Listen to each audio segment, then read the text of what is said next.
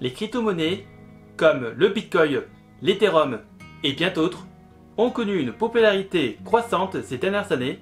Elles sont devenues un moyen courant d'échange et d'investissement, transformant la façon dont nous percevons et utilisons l'argent. Ces actifs sont des monnaies numériques décentralisées qui utilisent la cryptographie. Elles peuvent fonctionner indépendamment des intermédiaires tels que les banques et les sociétés de traitement de paiement. Les crypto-monnaies sont stockées dans des portefeuilles numériques et les transactions sont enregistrées dans un registre public. Cependant, il est important de noter que les crypto-monnaies ne sont pas considérées comme de la monnaie au sens juridique du terme en France. Leur potentiel de gain important financier a attiré des millions d'investisseurs à travers le monde. Mais derrière cette révolution financière se cache une réalité moins réjouissante. En effet, les crypto-monnaies peuvent poser quelques problèmes sur le climat. La quantité d'énergie nécessaire pour alimenter le réseau du Bitcoin est stupéfiante.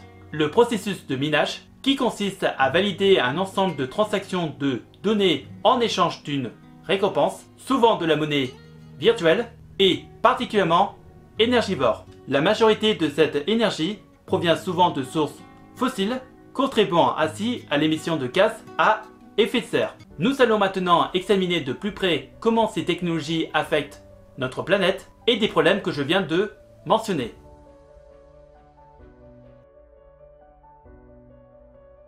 Malgré leurs avantages, les crypto-monnaies ont un impact environnemental considérable. Leur consommation énergétique élevée et l'empreinte carbone associée sont des sujets de préoccupation majeurs. Comme je l'ai dit un peu plus tôt dans cette vidéo, la quantité d'électricité nécessaire pour alimenter les opérations de minage de crypto-monnaies est énorme. Pour ceux qui ne le savent pas, le minage est un processus qui consiste à résoudre des problèmes algorithmiques complexes pour valider et enregistrer les transactions sur le réseau blockchain.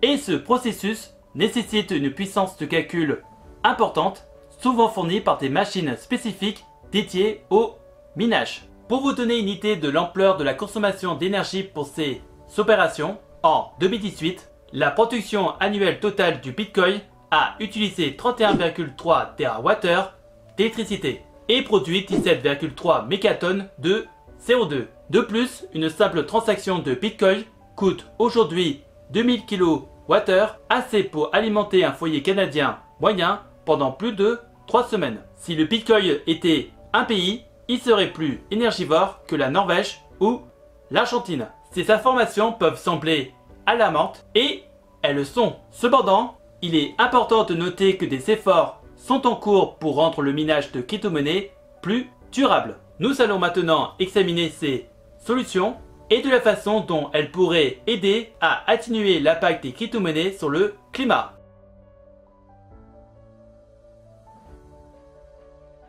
Face à ces défis environnementaux, plusieurs solutions et innovations sont envisagées. Les créateurs de crypto-monnaies et les secteurs de l'industrie travaillent activement pour réduire leur impact sur le climat. L'une des approches consiste à utiliser les sources d'énergie renouvelables pour alimenter les opérations de minage. Selon une étude menée par l'université de Cambridge, 76% des mineurs utilisent des énergies renouvelables pour alimenter leurs opérations. L'hydroélectricité représente l'énergie renouvelable la plus utilisée avec 62% de part. Des pays avec une abondance d'énergie renouvelable comme l'Islande ou le Canada attirent des mineurs grâce à leur électricité verte et moins coûteuse. Cependant, il est important de noter que la majorité des fermes de minage se trouvent en Asie, où la moitié des besoins en électricité provient du charbon. Une autre approche serait l'adoption de protocoles de consensus plus économes en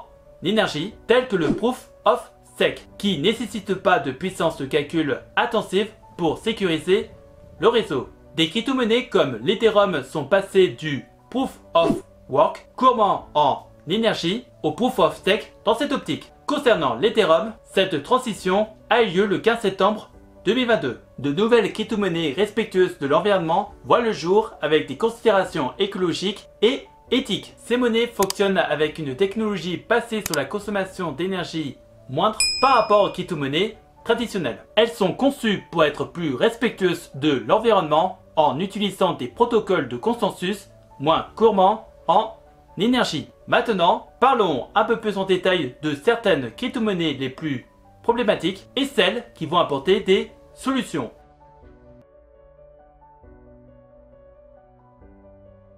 En plus du Bitcoin et de l'Ethereum, il y a d'autres crypto-monnaies qui posent également des problèmes en termes d'impact climatique. Par exemple, le Ravencoin est une crypto-monnaie qui consomme beaucoup d'énergie. Bien qu'elle ne représente que 0,06% de la capitalisation boursière totale, elle consomme 4,32% de la puissance totale des 20 principales crypto-monnaies. Cela est principalement dû à son mécanisme de consensus appelé preuve de travail qui nécessite une grande quantité de puissance de calcul. Le Litecoin est également une autre crypto-monnaie qui consomme beaucoup d'énergie. En effet, bien qu'elle ne représente qu'une petite fraction de la capitalisation boursière totale, elle consomme environ 18,5 kWh par transaction, soit environ 3% de la consommation d'énergie du Bitcoin. Il existe des crypto-monnaies qui cherchent à résoudre ces problèmes d'efficacité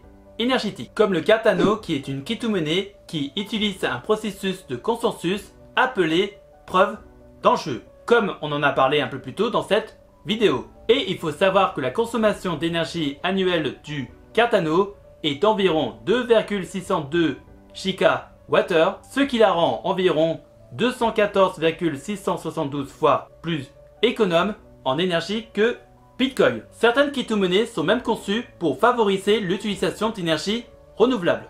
Par exemple, le SolarCoin est une crypto-monnaie qui récompense les producteurs d'énergie renouvelable. Pour chaque mégawattheure d'énergie solaire produite, le producteur reçoit un SolarCoin. Cette initiative a été lancée en 2014 par la fondation SolarCoin dans le but d'accélérer la transition énergétique. Quiconque génère de l'énergie solaire et évite par là de générer des émissions de CO2 sur le long terme peut obtenir des SolarCoins. Je peux notamment parler du Power Ledger qui est une plateforme de trading d'énergie peer-to-peer et qui permet aux producteurs d'énergie renouvelable de vendre leur surplus d'énergie directement aux consommateurs. Power Ledger a développé une plateforme blockchain qui facilite le commerce, la gestion et le suivi de provenance d'énergie durable provenant de différentes sources comme le solaire, le vent ou l'hydrogène. Cette technologie est utilisée pour assurer que le trading de produits environnementaux tels que les certificats d'énergie renouvelable et les crédits carbone soit plus transparent, sécurisé et efficace. Et c'est ainsi que nous venons faire un pas vers la liberté financière. Si vous voulez avoir un petit résumé des différentes réglementations qui se mettent en place pour les crypto-monnaies, autres que dans le domaine du climat, vous pouvez voir ma vidéo concernant le sujet. Et si vous êtes un passionné de la musique, peut-être que ma vidéo sur l'application de la blockchain dans le domaine musical pourrait vous s'intéresser. Les liens des vidéos en question seront dans la description de cette vidéo ou s'afficheront un peu plus tard dans cette vidéo. Si vous avez des questions, n'hésitez pas à me les poser dans les commentaires et j'essaierai de vous donner des réponses claires et précises. Et si par hasard tu cherches des solutions pour faire travailler ton argent ou générer un revenu passif, tu peux regarder dans la description de la vidéo des playlists de vidéos d'avis de plateformes d'investissement que j'utilise pour faire travailler mon argent, que ce soit dans la bourse, les prêts, l'immobilier ou les crypto-monnaies. En attendant la prochaine vidéo, je vous laisse avec deux autres vidéos qui s'affichent actuellement sur l'écran. Prenez soin de vous, faites de bonnes recherches et je vous souhaite un bon investissement. À la prochaine!